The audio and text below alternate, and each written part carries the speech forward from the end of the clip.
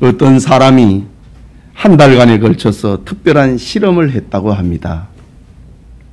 한 마을의 일정한 구역의 각 집에 매일 10,000원씩 조건 없이 나누어 준 다음 그 결과를 관찰하는 실험이었습니다. 첫째 날 그는 집집마다 현관 앞에 10,000원을 놓고 살며시 나왔습니다. 이것을 본 사람은 제정신인지 의아해하면서 멈칫멈칫 돈을 집어갔습니다. 둘째 날에도 같은 반응이 벌어졌습니다. 셋째 날에는 사람들이 그 돈을 사용을 해보고 난 다음이었던지 진짜 돈임을 확인했습니다. 그리고 날마다 10,000원씩 놓고 가는 사람의 이야기로 동네는 떠들썩했습니다. 둘째 주에는 돈을 놓고 가는 사람이 언제쯤 오는지 사람들은 길목을 살펴보기도 했습니다. 이 소문은 이웃 마을에까지 퍼졌습니다. 셋째 주쯤 되자 사람들은 더 이상 돈을 놓고 가는 사람을 신기하게 생각하지 않았습니다. 넷째 주에는 매일 10,000원씩 돈을 줍는 것이 일상생활이 되었습니다. 실험의 한 달이 지나고 그 사람은 이제 돈을 놓지 않고 그냥 골목을 지나갔습니다. 사람들의 반응이 이상해지기 시작을 했습니다. 그 다음 날에는 문을 거칠게 열고 현관에 나와서 당신에게 어떤 사정이 있는지 모르지만은 오늘은 왜 돈을 안 줍니까? 라며 따지는 사람, 원망과 불평을 쏟아내는 사람 등 다양했습니다. 이 실험은 감사의 조건이 계속되면은 이것을 당연하게 여기고 그것이 중단이 되면은 원망과 불평을 하게 된다고 하는 인간 본성에 대한 연구였습니다. 사람의 마음은 이렇다는 거지요. 오늘 우리는 2021년의 전반기를 결산을 하고 하나님께 감사를 셈하는 맥주 감사주의를 맞이합니다. 오늘 성경은 감사는 더 큰 감사를 낳고 감사의 결국은 구원에 이른다는 사실을 알려주고 있는 이야기입니다. 이 시간 돌아온 사마리아인이란 제목으로 하나님의 말씀 받고자 합니다. 말씀을 듣는 모든 성도님들에게 구원에 이르는 감사 신앙으로 충만해지기를 소원합니다. 첫째로 한 마을에 있던 10명의 문둥병자를 나병 환자를 봅니다. 본문 11절 12절에 예수께서 예루살렘으로 가실 때에 사마리아와 갈릴리 사이로 지나시다가 한 마을에 들어가시니 나병 환자 10명이 예수를 만나 멀리 서서 라고 합니다. 예수님의 공생의 말기입니다. 갈릴리에서 유다 예루살렘으로 가시는 중입니다. 예수님의 걸음은 이제 모든 것이 마지막 사건이 되고 있는 걸음입니다. 당시 유대인들은 갈릴리와 유대 땅 사이에 위치하고 있는 사마리아 땅을 밟지 않았습니다. 부정한 사마리아 땅을 밟지 않으려고 요단강을 건너 먼 거리를 돌아서 갈릴리로 유대로 왕래했습니다. 사마리아 또는 사마리아인이라는 말은 역사적인 아픔을 가지고 있는 말입니다. 이스라엘이 지난날 아수르와 바벨론의 침략을 받을 때에, 점령을 받을 때에 혈통과 신앙을 지키지 못하고 혼합주의자가 된 자들의 불명예를 가리켜 사마리아 혹은 사마리아인이라고 불리게 됩니다. 이런 역사적인 상처는 수백 년이 지난 예수님 시대까지 계속되었습니다. 당시의 유대인들은 사마리아인들을 부정한 죄인으로 분류를 하고 상종을 하지 않았습니다. 그러나 예수님은 사마리아인에 대한 편견을 가지지 않았습니다. 그리고 여러 차례 사마리아를 방문하여서 구원의 복음을 증거하시면서 치료의 그적도 베풀어 주셨습니다. 예수님은 마지막 예루살렘 상경길도 사마리아를 지나서 유대 땅 예루살렘으로 가기를 원했습니다. 그런데 그날 사마리아 사람들은 유대인인 예수님과 그의 제자들이 그 길을 가로막고 통행을 거절하는 것입니다. 사마리아 사람들이 유대인 예수님과 그의 제자들의 걸음을 막기 위해서 시위가 벌어졌습니다.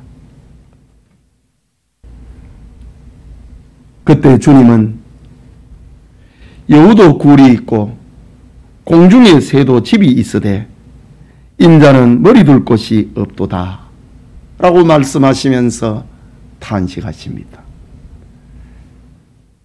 유대인 종교 지도자들로부터 예수님이 배척을 당하시고 천대받는 사마리아 사람들로부터도 외면을 당하시니 예수님이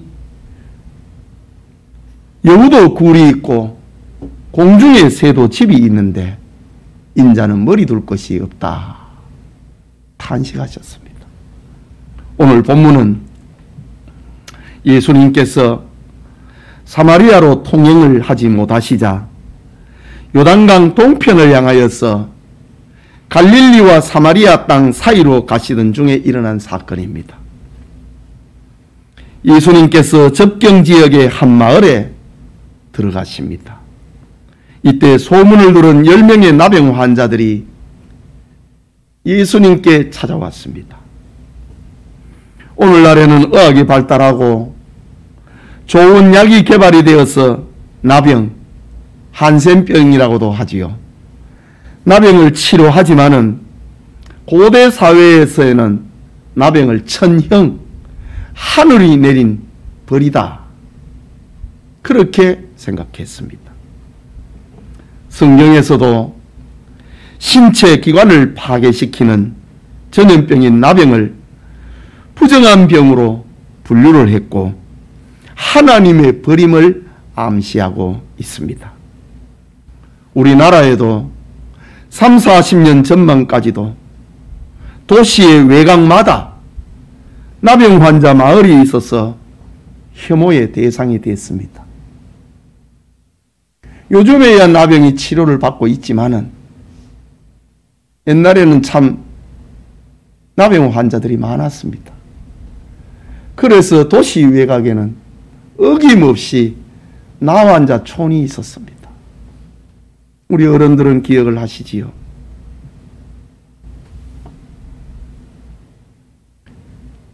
나병 환자들의 마을은 사람들의 혐오의 대상이 되기도 했습니다. 현대 사회에도 이런데 2000년 전 나병 환자의 인권은 어떠했겠습니까? 혹시라도 부모 형제가 그리워서 마을에 들어오면은 사람들은 돌을 들어 가까이 오지 말라고 그들을 쳤습니다. 오늘 성경을 보면은 10명의 나병 환자가 한 마을로 들어가시고자 하시는 예수님께 찾아왔다라고 합니다. 그들은 자신들의 질병이 부정한 것을 알기 때문에 예수님께 바짝 다가가지는 못하고 멀찍이 예수님을 따라왔습니다. 그 10명 중에 9명은 유대인이었고 1명은 사마리아인이었습니다. 건강한 유대인과 건강한 사마리아인은 서로 대화도 상종도 하지 않지만은 나병 환자는 모두 부정한 병자들이기 때문에 혈통적인 차별이나 사회적 구분이 있을 수 없었습니다. 그들은 사마리아와 갈릴리 중간에서 구걸을 하며 생명을 연장하면서 살았습니다. 그러던 중에 예수님의 소문을 들었습니다. 그들은 예수님을 한 번도 만난 적이 없지만은 위대한 능력을 가지신 예수님이란 소문을 들었습니다.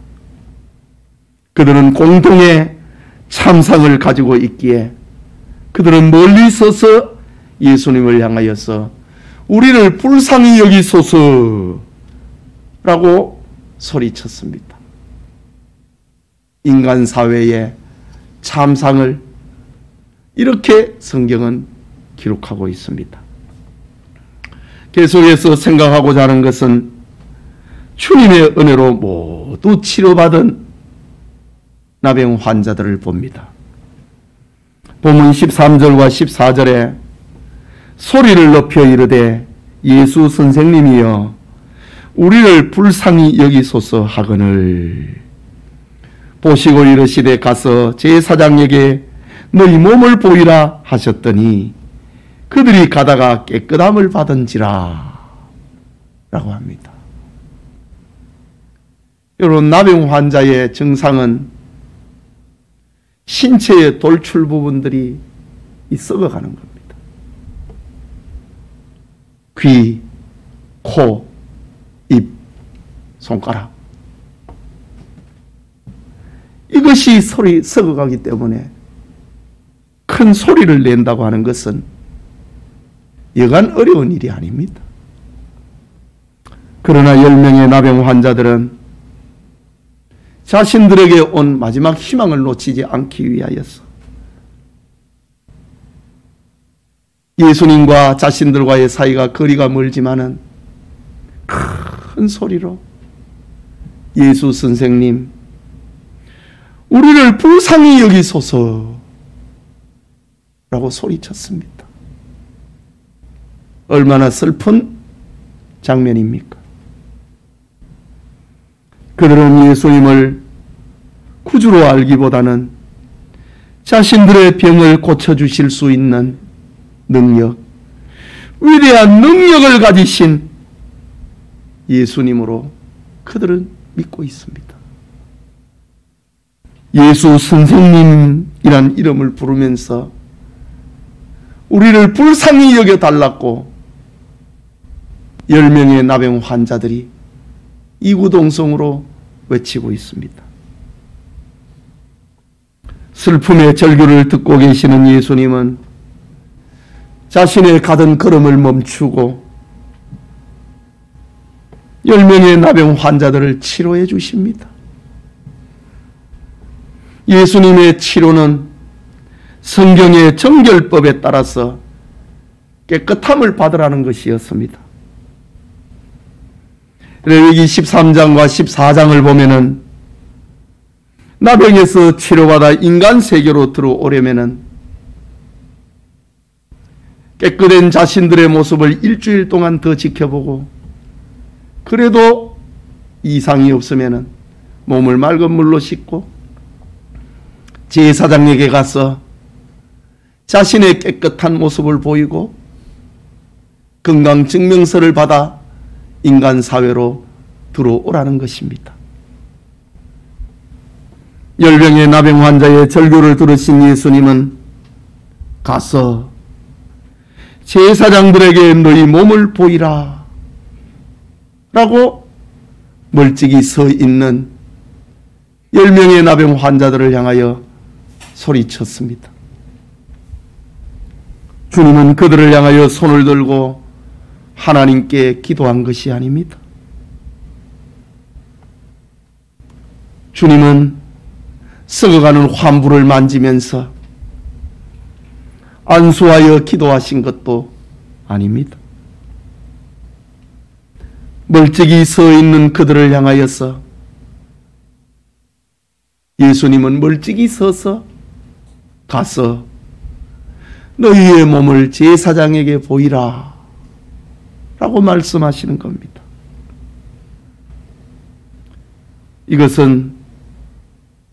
순종을 할 수 있는지 그것을 시험하는 것처럼 보입니다.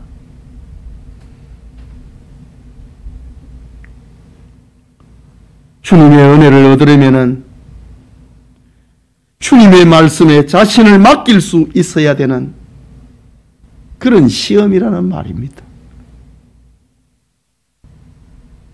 예수 선생님이여 우리를 불쌍히 여기소서. 가서 너희 몸을 제사장에게 보이라. 불쌍히 여김을 받기를 원하느냐? 그러면 내 말에 순종하는 것을 보이라. 오늘 성경 본문에 10명의 나병 환자는 모두 순종하기로 했습니다.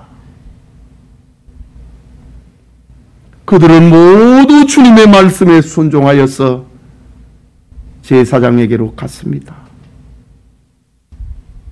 10명의 나병 환자들은 자신의 병이 나을 수 있다고 하는 확신을 가지고 순종하면서 제사장이 있는 곳으로 향해 갔습니다. 그들이 예수님의 말씀을 듣고 순종을 하는 그 도중에 썩은 살이 새살이 돋고 녹아버린 손가락, 발가락이 회복이 되고 피부가 온전해지고 머리카락, 눈썹, 털이 회복이 되는 기적을 체험하게 됩니다. 순종하는 10명의 나병 환자들에게 이렇게 엄청난 기적이 일어났습니다. 한 명만 치료받은 것이 아니고 순종하는 10명 모두 치료받았습니다. 사실 제사장에게 가서 자기 몸을 보이는 일은 나병이 다 낫고 난 다음에 하는 일입니다.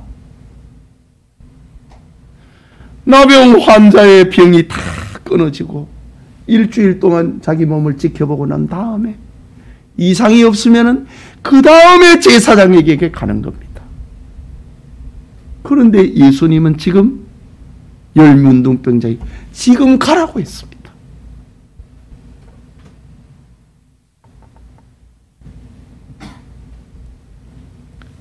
제사장에게로 향해 가고 있는 10명의 나병 환자들은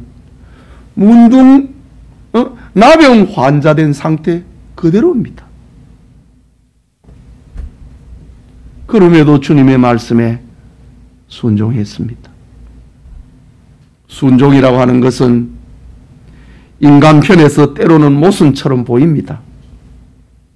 그러나 하나님의 말씀에 순종하면은 기적의 축복이 일어난다는 사실을 알려주고 있습니다. 여러분, 순종하면 변화됩니다. 순종하면 기적이 일어납니다.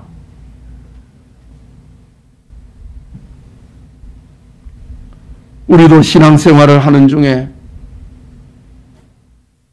순종이 때로는 모순같이 보여도 성경이 우리의 마음을 감동할 때에 계산하지 말아야 됩니다.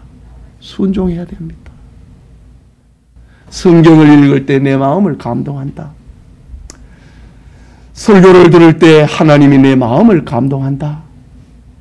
그걸 머리로 계산하지 말고 가슴으로 순종해야 됩니다. 그러면 역사가 일어난다 이 말이지요. 그때의 주님이 지금의 주님이십니다.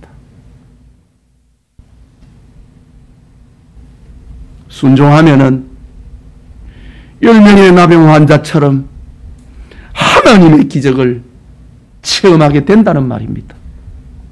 이것이 기독교의 매력이고 우리가 믿는 신앙의 소망인 것입니다. 구약 성경 엘리사 시대입니다. 아람 나라의 군대장관 나아만에게 나병이 발병했습니다. 그는 이스라엘에 엘리사라고 하는 선지자가 있는데 그에게서 하나님의 능력이 나타난다고 하는 소문을 들었습니다.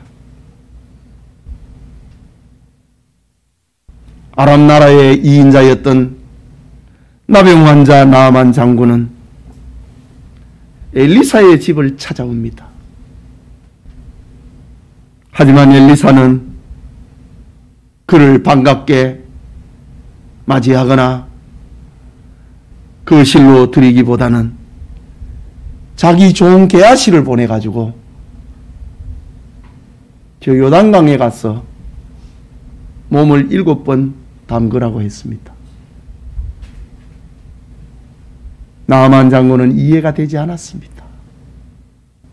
내 생각에는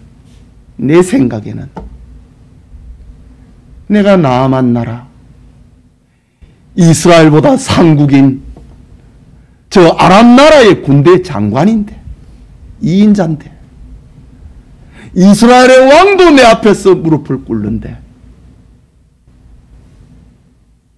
초막에 거처하는 이스라엘의 선지자가 나를 반겨주지도 않느냐?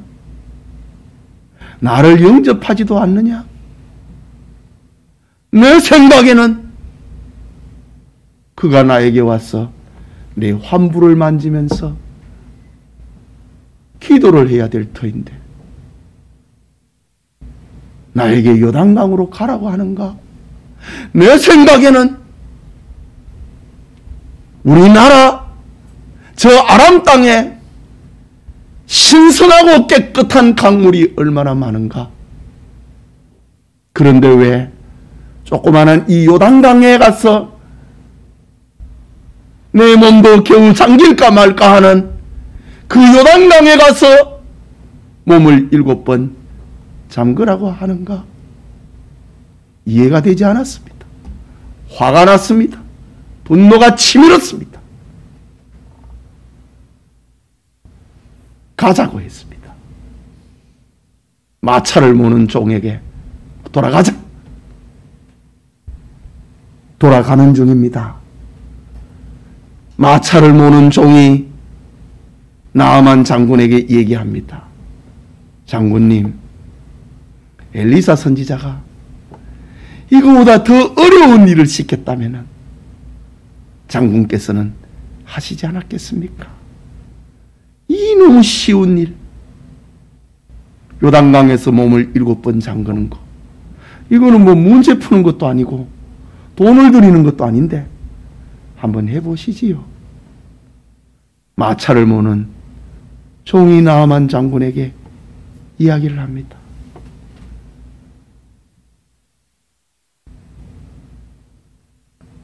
이때 장군은 자신의 분노와 자기 생각을 내려놓습니다. 머리로 계산하지 않기로 했습니다. 그리고 순종했습니다. 요단강에 7번 물을 잠그니 몸이 어린아이의 피부처럼 깨끗해졌더라. 할렐루야. 여러분, 믿고 순종하면은 기적이 일어납니다. 그러나 사람들은 하나님의 말씀 듣기를 싫어합니다. 순종하기를 싫어합니다. 그 결과 불행과 슬픔과 고통이 반복되는 삶을 살게 되는 것입니다. 왜 우리 집에, 왜 나에게는 우환이 그치지 않는가? 하나님의 말씀에 순종 안 해서 그렇지요.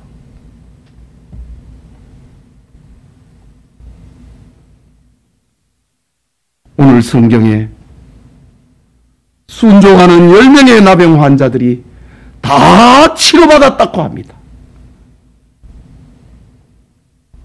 그들 중에는 적극적으로 한번 해보자고 하는 사람도 있을 것이고,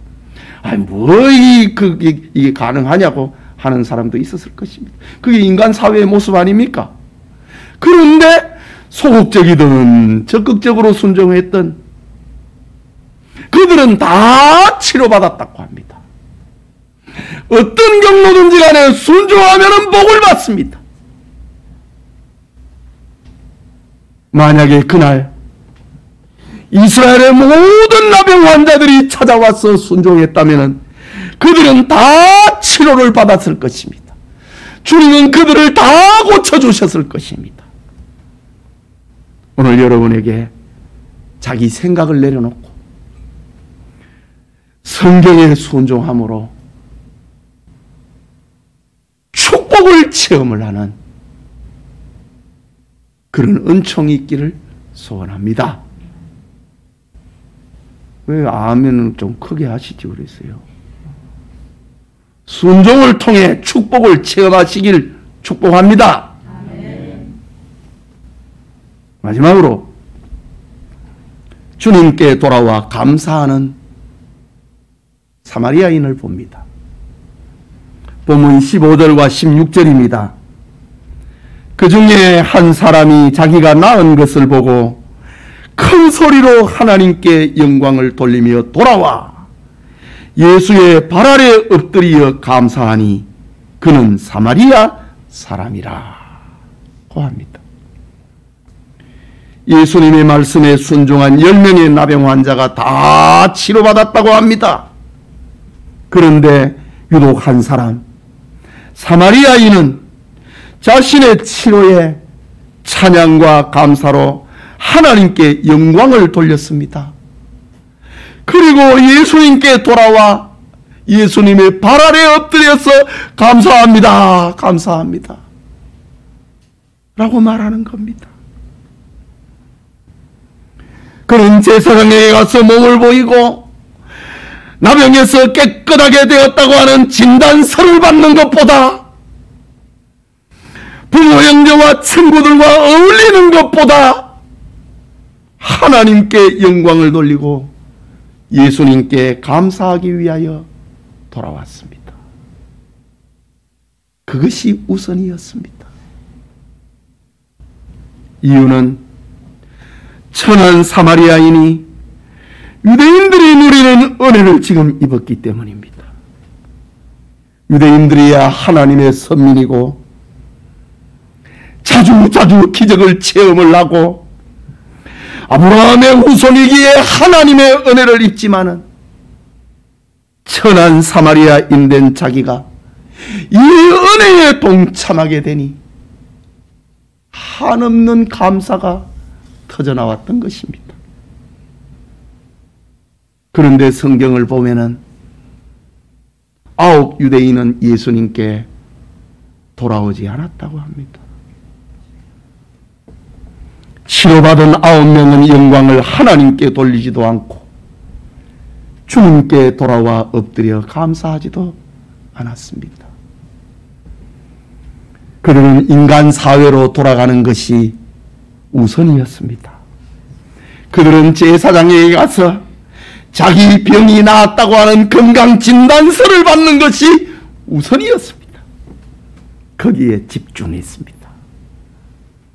그들은 주님의 말씀에 순종했지만은 감사와 감격은 없었습니다. 그들에게는 기도는 있었지만은 감사는 없었습니다.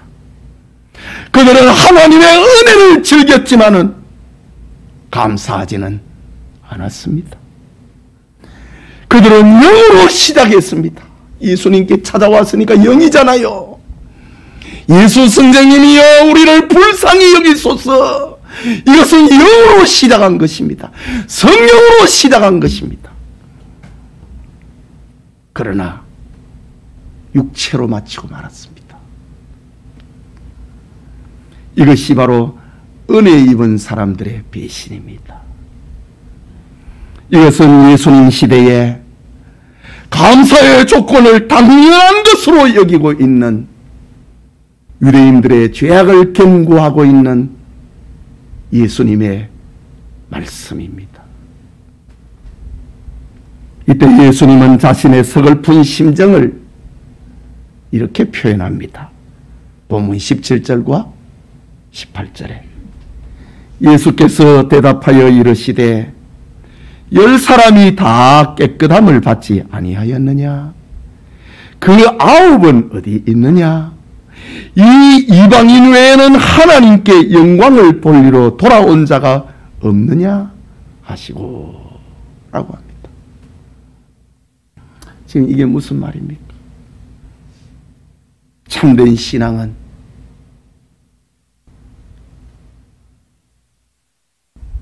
나의 필요보다도 하나님의 영광과 감사를 먼저 해야 된다는 말입니다. 10명이 다 깨끗함을 받았는데 9명은 어디 갔느냐 이거지. 이 이방인 외에는 하나님께 영광을 돌리러 돌아온 자가 없느냐. 인생 문제에 필요가 있습니다. 때로는 돈이 필요하고, 때로는 건강이 필요하고, 때로는 자식 문제가 치료받기를 필요로 하고, 인생에게는 필요가 있습니다. 직장에 필요가 있고, 사업장에 필요가 있습니다. 인생 문제의 필요가 신앙의 목적이 되면은 자연 종교, 미신 종교가 되어버리고 만다는 겁니다. 이런 것을 가리켜 기복신앙이라고 합니다. 기복신앙은 예수님을 자신의 필요로 생각하는 겁니다. 그러나 참된 신앙은 사마리아인처럼 인생의 목마름, 인생의 절규, 인생의 필요로 시작을 하지만은 주님을 향하여서 사랑과 감사로 승화되는 것, 이것이 참된 신앙입니다. 오늘 우리도 주님이 목적이 되지 아니하고 삶의 수단으로 여기고 있지는 않은지 돌아봐야 됩니다. 여러분에게 예수님은 목적입니까? 수단입니까? 치료받은 9명은 예수님이 수단이었습니다. 자신의 필요를 채워주는 수단이었습니다. 그러나 예수님께 돌아온 사마리아인은 예수님이 자기의 목적이었습니다. 예수님이 목적이냐, 수단이냐, 그 문제입니다. 문제를 해결하기 위해서 간절하게 사모하고 기도합니다. 그러나 막상 문제가 해결되면은 누리고 얻고 받는 것을 권리로 생각합니다. 그러니 감사를 잊어버리지요. 9 유대인들이 그랬습니다. 예수님은 이제 감사하는 사마리아인에게 일반 은총이 아닌 특별 은총을 선물하십니다. 여러분, 병이 낫는 것은 일반 은총입니다. 그것이 기적이든 기적이 아니든 해가 비치고 병이 낫고 자식이 잘 되고 사업이 형통한 것, 그거 일반 은총입니다. 그것은 믿는 사람이든 안 믿는 사람에게 하나님께서 베풀어 주시는 은총입니다. 예수님은 감사하는 사마리아인에게 특별 은총을 베풀어 주십니다. 그것이 본문의 결론 19절입니다. 그에게 이르시되 일어나 가라.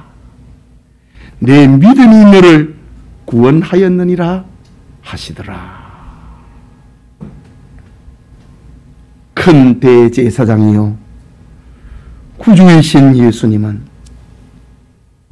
감사하는 사마리아인에게 질병의 치료라고 하는 일반 은총뿐만 아니라 그의 영혼이 구원받았음을 선언하는 특별 은총의 복을 받게 됩니다.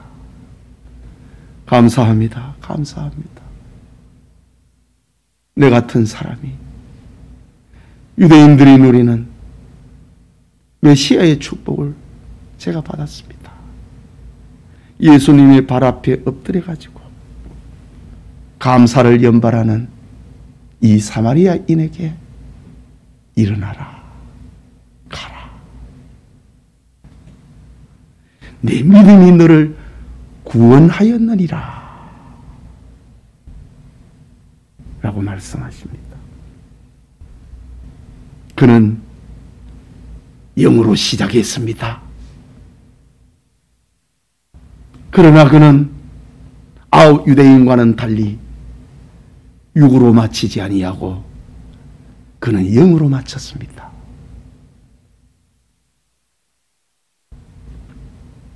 여러분, 세상에 어느 누구를 막론하고 하나님께 진심으로 감사하기 전에는 구원받은 사람이라고 말할 수 없습니다. 구원받은 사람은 하나님을 향하여 감사하지 않을 수 없습니다. 이것이 오늘 성경이 우리에게 들려주고 있는 핵심 진리입니다. 감사는 구원의 표징이요 구원의 증거라고 하는 말입니다.